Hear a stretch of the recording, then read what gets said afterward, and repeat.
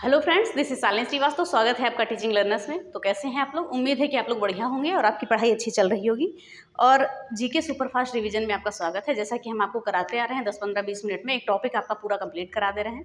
और पिछले वीडियो में आपने देखा होगा कि हमने जैन और बौद्ध धर्म कराया था, शायद नहीं, और हमने कुछ वंश भी करा दिए थे।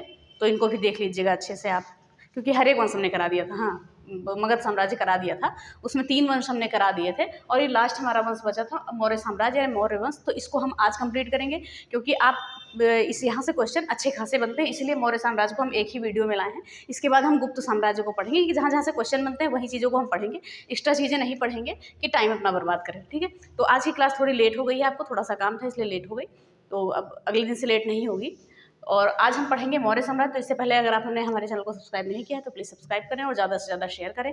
और हाँ, हमने आपसे कहा था, आपने कहा था कि आधुनिक भारत की वीडियो डालें, तो हमने कहा था आपकी जो कमेंट बॉक्स है उसके ऊपर हमने पिन कर दिया है, तो उस प्लेलिस्ट में जाइए, वहाँ आपको आपके लिए वीडियो मिल जाएंगे। वही 10-15-20 मिनट, 10-15-5 मिनट में ऐसे ही वीडियो वहाँ भी हमने छोटे छोटे डाले हैं, तो वो भी आप देख सकते हैं। तो चलिए स्टार्ट करते हैं क्लास को। हम सबसे पहले बात करेंगे मौर्य साम्राज्य की। तो इसका टाइम ड्यूरेशन क्या था? 322 BC से और 185 BC तक। ठीक है, 322 BC से 185 BC तक हम बात करेंगे। मौर्य साम्राज्य के शासक संस्थापक कौन थे? तो ये चंद्रगुप्त मौर्य थे, याद रखिएगा। चंद्रगुप्त मौर्य थे, चंद्रगुप्त मौर्य। ठीक है, संस्थापक थे। याद रख, आपको एक नाम याद होगा, महापद्मनंद या घनानंद नाम ये आपको याद होगा। तो उन्हीं के दरबार में इनकी माता का नाम क्या था? मुरा था, तो उन्हीं के नाम पर इन्होंने मौर्य वंश रखा है। तो बाकी इतिहास इतना जानने की जरूरत नहीं है, जो पूछा जाता है वही चीज़ें हम जानेंगे। तो चंद्रगुप्त मौर्य जो थे, किसके? मौर्य वंश के संस्थापक थे, याद रखिएगा। संस्थापक कौन थे? मौर्य वंश के चंद्रगुप्त मौर्य थे। और अंतिम शासक कौन था? बृहद्रथ था। ये दोनों तो आपको जरूर याद रखने हैं, क्योंकि यहाँ से भी क्वेश्चन आपके बनते हैं अंतिम शासक और संस्थापक से, तो इन चीज़ों को हम देखेंगे। तो चंद्रगुप्त मौर्य का शासनकाल हम जानते हैं। चंद्रगुप्त मौर्य का शासनकाल था 322 BC से 298 BC। ध्यान से सुनिएगा। और इनकी राजधानी क्या थी? पाटलिपुत्र थी। और इनके प्रधानमंत्री कौन था इनका? तो ये थे आचार्य चाणक्य। इनका नाम विष्णुगुप्त था और कौटिल्य भी नाम था। और इन्हें भारत का मैकियावेली भी कहा जाता था। किसे? आचार्य चाणक्य को। और उन्होंने अर्थशास्त्र नामक पुस्तक लिखी थी राजनीति विज्ञान में, याद रखिएगा। अर्थशास्त्र नामक पुस्तक किसने लिखी थी राजनीति विज्ञान में? आचार्य चाणक्य ने लिखी थी। इनका और नाम क्या था? विष्णुगुप्त था और कौटिल्य था। इन्हें भारत का मैकियावेली भी कहते थे। तो इन चीज़ों को भी आप याद रखेंगे। तो मैकियावेली हम यहाँ पर लिख देते हैं आपका। ठीक है, मैकियावेली। ध्यान से सुनिएगा, यहाँ ये चैप्टर आपके लिए बहुत ही इंपॉर्टेंट है। और इनकी पत्नी का क्या नाम था? दुर्धरा नाम था, याद रखेंगे हम। इनकी पत्नी का नाम क्या था? दुर्धरा था। अब फिर बात करेंगे इनका अन्य नाम क्या था? किसका नाम? चंद्रगुप्त मौर्य का अन्य नाम क्या था? भारत का मुक्तिदाता था। एंड्रोकोट्स था और सेंड्रोकोट्स था। तो एंड्रोकोट्स किसने कहा था? एपियन और प्लूटार्क ने कहा था। और सेंड्रोकोट्स किसने कहा था? जस्टिन ने कहा था। तो यहाँ से क्वेश्चन आपका बनता है कि चंद्रगुप्त मौर्य को सेंड्रोकोट्स या एंड्रोकोट्स किसने कहा था। तो ये भी चीज़ें आप ध्यान रखेंगे। फिर बात करेंगे 325 BC की। 325 BC में चंद्रगुप्त मौर्य का युद्ध किसके साथ हुआ? सेल्यूकस निकेटर के साथ हुआ। और सेल्यूकस निकेटर क्या हुआ? इस युद्ध में हार गया। ठीक है, सेल्यूकस निकेटर इस युद्ध में हार गया। तो हारने के बाद इसकी पुत्री जो थी सेल्यूकस निकेटर की, इनकी पत्नी थी हेलेना, पुत्री थी हेलेना। तो हेलेना का विवाह किसके साथ कर दिया गया? Helena weds Chandragupta Maurya. ठीक है, चंद्रगुप्त मौर्य को CM हम लिख देते हैं। ठीक है, चंद्रगुप्त मौर्य के साथ इनकी शादी हुई, लेकिन क्या तय हुआ कि हम इनके पुत्र को उत्तराधिकारी नहीं बनाएंगे। ठीक है, ऐसी चीज़ें तय हुई थी। और दहेज में क्या क्या मिला चंद्रगुप्त मौर्य को? काबुल, कांधार, मकरान और हेरात। ठीक है, तो ये चीज़ें हो गई। अभी हम एक बार और रिवाइज कर लेंगे, तो परेशान मत होइएगा। अब बात करेंगे मेगस्थनीज। ये पूछा जाता है क्वेश्चन कि मेगस्थनीज किसके दरबार में आया था? तो चंद्रगुप्त मौर्य के दरबार में आया था, याद रखेंगे। और इसने क्या कौन सी पुस्तक लिखी थी? इंडिका। पता नहीं कितनी बार एग्जाम में आपका पूछा जा चुका है। और इंडिका में इन्होंने पाटलिपुत्र का प्रकाशन किया था, ये भी चीज़ हम ध्यान रखेंगे। ठीक है, और ये कौन से धर्म को मानता था? जैन धर्म का अनुयायी था।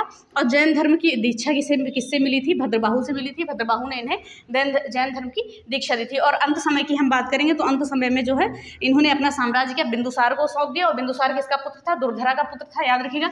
दुर्धरा का पुत्र कौन था? बिंदुसार था। तो ठीक है, दुर्धरा का पुत्र था बिंदुसार। तो उन्हें साम्राज्य सौंप कर और ये कहाँ चले गए? श्रवण बेलगोला चले गए अपने अंत समय में। और चंद्रगिरी पहाड़ी पर संलेखना विधि के द्वारा इन्होंने अपनी प्राण त्याग दिए। ठीक है, प्राण त्याग दिए। संलेखना विधि यानी उपवास द्वारा प्राण त्याग दिए ऐसे लिखते हैं। तो ये हो गए चंद्रगुप्त मौर्य। चलिए हम एक बार जल्दी से और देख लेते हैं, फिर हम आते हैं बिंदुसार पे। ठीक है, तो चंद्रगुप्त मौर्य वंश के संस्थापक थे। इनका टाइम पीरियड क्या था?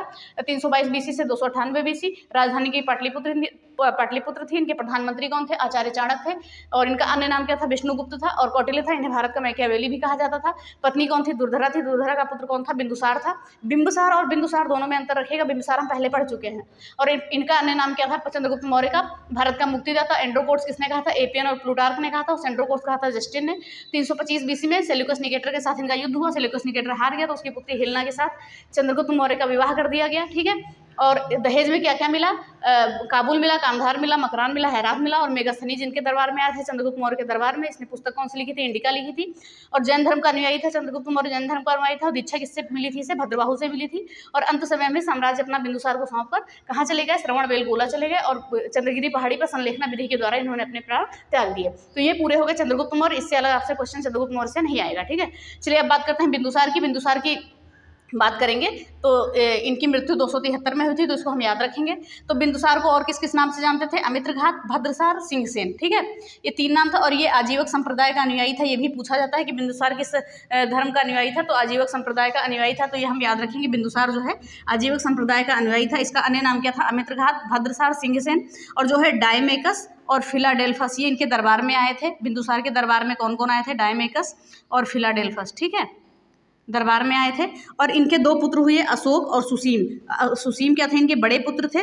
और अशोक क्या थे? इनके छोटे पुत्र थे। तो इन्होंने अशोक को क्या बनाया? अवंती का गवर्नर बनाया। ये भी हम याद रखेंगे। अशोक को बनाया अवंती का गवर्नर और सुसीम को बनाया तक्षशिला का गवर्नर। ये भी हम याद रखें। और कहीं कहीं कहा जाता है कि जो तक्षशिला में अशांति फैली थी उसके लिए कहीं कहीं पर लिखा है कि इन्होंने अशोक को भेजा था और कहीं कहीं पर लिखा है कि सुसीम को भेजा था। तो ये चीज़ें भी आप ध्यान में रखिएगा।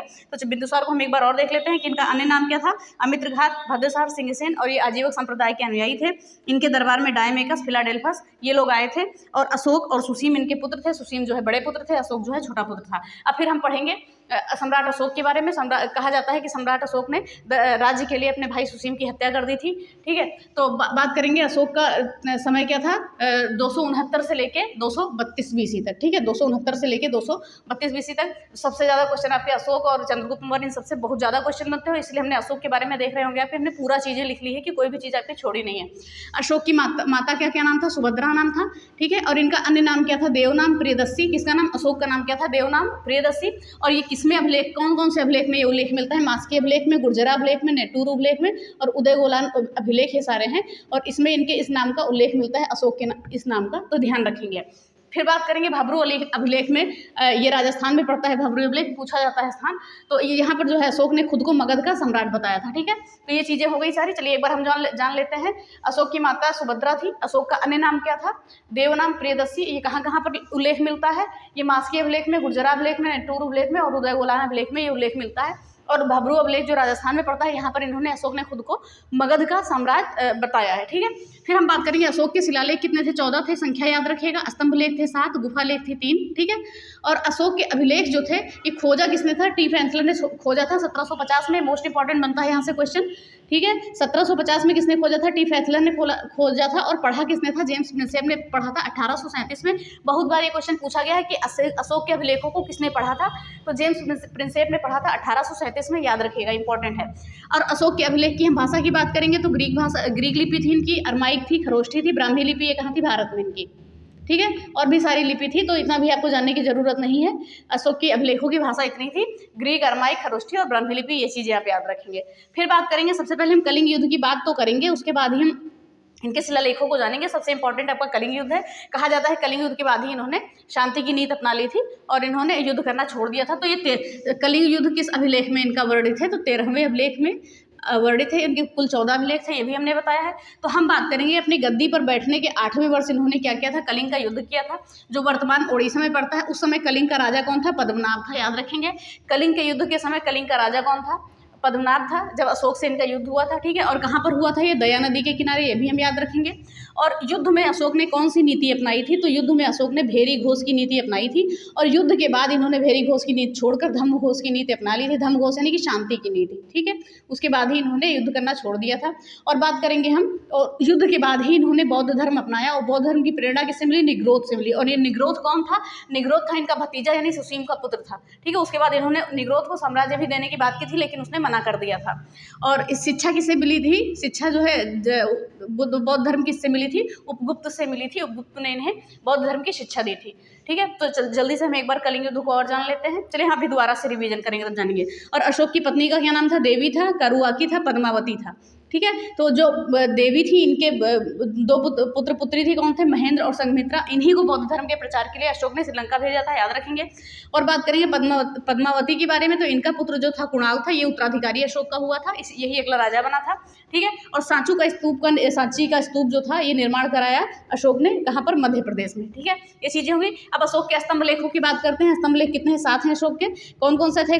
दिल्ली टोपरा स्तंभ लेख, और दिल्ली मेरठ स्तंभ लेख, कौशाम्बी, लोरिया नंदनगढ़, लोरिया अरारोजा, रामपुरवा और अशोक स्तंभ लेख। तो जो दिल्ली टोपरा है ये हरियाणा में है आपका, कौशाम्बी उत्तर प्रदेश में है, और ये लोरिया नंदनगढ़ और लोरिया जो है अरारोजा और रामपुरवा, ये कहाँ पर है? ये आपका बिहार में पड़ेगा। और अशोक स्तंभ लेख, ये सारी चीज़ें हैं, ठीक है। तो हम एक बार स्तंभ लेख को और देख लेते हैं। दिल्ली टोपरा, दिल्ली मेरठ, कौशाम्बी, लोरिया नंदनगढ़, लोरिया अरारोजा और रामपुरवा और क्या है? अशोक स्तंभ लेख, ठीक है। तो ये चीज़ें हो गई अशोक के स्तंभ लेख के बारे में हम जान गए। फिर अब थोड़ा सा हम जान लेते हैं शिलालेख के बारे में भी। कौन से शिलालेख में क्या कहा गया है जो महत्वपूर्ण है और जहाँ से पूछा जाता है क्वेश्चन, हम उन्हीं चीज़ों को जानेंगे, ठीक है। चलिए बात करते हैं शिलालेख। पहले शिलालेख में क्या बात की गई है? पहले शिलालेख में लिखा है, इन्होंने पशुबल की निंदा की है, अहिंसा के बारे में बात की है, और इन्होंने कहा है समस्त प्रजा क्या है? मेरी संतान है, मेरी पुत्र है। तो याद रखेंगे, पहले अभिलेख में पशुबल की निंदा की है, अहिंसा की बात की है और समस्त प्रजा को अपना पुत्र बताया है। और दूसरे अभिलेख की बात करें, इन्होंने पशु चिकित्सा की बात की है और दक्षिण के राज्यों का उल्लेख किया है दूसरे अभिलेख में। और चौथे अभिलेख में हम बात करें, चौथे अभिलेख में इन्होंने भेरी घोष की जगह, ठीक है, धम्म घोष की नीति अपनाई है। ये चीज़ों का वर्णन है कि भेरी घोष, यानी कि हमने बात की थी कलिंग युद्ध में भेरी घोष नीति थी, उसके बाद इन्होंने क्या किया था? धम्म घोष अपना लिया था। फिर हम बात करेंगे 5वें अभिलेख में धम्म महामात्र की बात की गई है, ठीक है। छठे अभिलेख में आत्मनियंत्रण की बात की गई है, और ये बात की गई है कि जन कल्याण के समय अशोक का जो है कोई भी अधिकारी हर समय उपलब्ध रहेगा किसी भी जनता के लिए, ठीक है। फिर बात करेंगे 7वें अभिलेख में धार्मिक समन्वय की बात की गई है। 8वें अभिलेख में धम्म यात्रा की बात की गई है कि अशोक ने बोध गया और लुम्बिनी की यात्रा की थी। और फिर 13वें अभिलेख में कलिंग वर्णन है, कलिंग बहुत ही इंपॉर्टेंट है। फिर अगला हम बात करेंगे 14वें अभिलेख में क्या था? सद्भावना का वर्णन था। तो ये सारी चीज़ें हो गई हमारी अशोक के बारे में। तो जल्दी से हम एक बार और अशोक को रिवाइज कर लेते हैं, बस जल्दी से खत्म करते हैं। अशोक का शासनकाल 269 से 232 BC, याद रखेंगे। अशोक की माता सुभद्रा और इनका अन्य नाम देवनाम प्रियदर्शी। कहाँ कहाँ पर उल्लेख है? मास्की, गुर्जरा, नेट्टूर और उदयगोलान अभिलेख में। भबरू अभिलेख जो है राजस्थान में पड़ता है। तो यहाँ पर इन्होंने क्या बताया था? उस अभिलेख में खुद को बनाया था, खुद को सम्राट बताया था मगध का। और शिलालेख इनके 14 हैं, स्तंभ लेख 7 हैं, गुफा लेख 3 है। अभिलेख खोजा था इनका टी फैथलन ने 1750 में, और पढ़ा किसने था? जेम्स मिशेल ने पढ़ा था 1837 में। अभिलेख की भाषा क्या थी इनकी? ग्रीक, अरमाइक, खरोष्ठी और ब्राह्मी लिपि। हम बात करेंगे कलिंग युद्ध के बारे में। तो गद्दी पर बैठने के 8वें वर्ष कलिंग का युद्ध हुआ था, वर्तमान उड़ीसा में है। वहाँ के राजा कौन थे? पद्मनाभ थे। और किस नदी के किनारे? दया नदी के किनारे। और युद्ध में इन्होंने नीति अपनाई थी भेरी घोष की नीति, और युद्ध के बाद इन्होंने धम्म घोष की नीति अपना ली थी और बौद्ध धर्म को अपनाया था। इसके बाद में प्रेरणा किससे मिली थी बौद्ध धर्म की? इनके भतीजे निग्रोध से। और शिक्षा किसने दी थी? उपगुप्त ने दी थी इन्हें। और पत्नी इनकी कौन सी थी? देवी करुआकी। और पद्मावती। देवी के पुत्र कौन थे? महेंद्र, संघमित्रा। और पद्मावती के कौन थे? कुणाल जो था अगला जो है उत्तराधिकारी बना था। सांची का स्तूप भी अशोक ने बनवाया था। स्तंभ लेख की बात करें, दिल्ली टोपरा, दिल्ली मेरठ, कौशाम्बी, लोरिया नंदनगढ़ और लोरिया अरारोजा, रामपुरवा और अशोक स्तंभ लेख। शिलालेख की हमने बात की। पहले अभिलेख में पशुबल की निंदा, अहिंसा और प्रजा ही मेरी संतान है। दूसरे में पशु चिकित्सा, दक्षिण राज्यों का उल्लेख। चौथे में भेरी घोष की जगह धम्म घोष की नीति अपना, ये चीज़ उल्लेख है। 5वें में धम्म महामात्र की। और 6ठे में आत्मनियंत्रण और जन कल्याण के समय हर समय जो है कोई भी अधिकारी उपलब्ध रहेगा। और बात करें 7वें में धार्मिक समन्वय की बात। और 8वें में धम्म यात्रा की बात की गई है। कहाँ कहाँ पर? बौद्ध और लुम्बिनी की यात्रा की थी इन्होंने। 13वें में क्या हुआ था? कलिंग युद्ध। और 14वें में सद्भावना की बात की गई थी। तो ये हो गया अशोक। फिर बात करें अशोक के बाद कौन सा शासक आया? कुणाल आया। कुणाल के बाद संप्रीति आया। संप्रीति के बारे में हमने बात की थी कि जैन धर्म का अनुयायी था, ये अशोक का पोता था। फिर उसके बाद शालीशुक आया। फिर उसके बाद देववर्मन आया। और अंतिम सम्राट कौन था? अंतिम था बृहद्रथ। तो इसके साथ ही आपका मौर्य साम्राज्य खत्म हुआ। जहाँ जहाँ से क्वेश्चन बनते थे उन सभी चीज़ों को हमने जान लिया। और एक महत्वपूर्ण क्वेश्चन आपने सुना होगा, एक महत्वपूर्ण क्वेश्चन है, आपने सुना होगा सुदर्शन झील का नाम। तो सुदर्शन झील का निर्माण की हम बात करें तो इनके राज्यपाल ने कराया था सुदर्शन झील का निर्माण। तो ये भी आप याद रखें, पूछा जाता है कि सुदर्शन झील का निर्माण किसने कराया था? तो सुदर्शन झील का निर्माण चंद्रगुप्त मौर्य के राज्यपाल पुष्यगुप्त ने कराया था। तो ये भी हम याद रखेंगे, ठीक है। तो ये सारी चीज़ें हो गई मौर्य साम्राज्य के बारे में। और मौर्य साम्राज्य हमने खत्म कर दिया। अगला वीडियो हम गुप्त साम्राज्य का लाएंगे, गुप्त वंश का लाएंगे, क्योंकि जहाँ जहाँ से क्वेश्चन बनते हैं बस वही चीज़ें लाएंगे, क्योंकि वैसे पढ़ने में बहुत ज़्यादा समय लगेगा। बस वही चीज़ें पढ़िए जो ज़्यादा इंपॉर्टेंट है आपके लिए, ठीक है। तो चलिए इसी के साथ ये वीडियो खत्म करते हैं। तो अगर वीडियो पसंद आई होगी तो प्लीज़ वीडियो को लाइक करिए, शेयर करिए और चैनल को सब्सक्राइब करें, साथ में बेल आइकन दबाना ना भूलें। और हाँ, आपकी वीडियो में ऊपर कमेंट बॉक्स में पिन कर दी जाएगी प्लेलिस्ट की लिंक, उस पर जरूर जाइएगा। वहाँ भी इंपॉर्टेंट वीडियो पड़े हैं आपके 5, 10, 15 मिनट के, ज्योग्राफी के भी हैं, हिस्ट्री के भी हैं, सारी वीडियो पड़ी हैं, तो उन सभी को देख लीजिएगा। तो चलिए इसी के साथ वीडियो खत्म करते हैं। धन्यवाद, जय हिंद।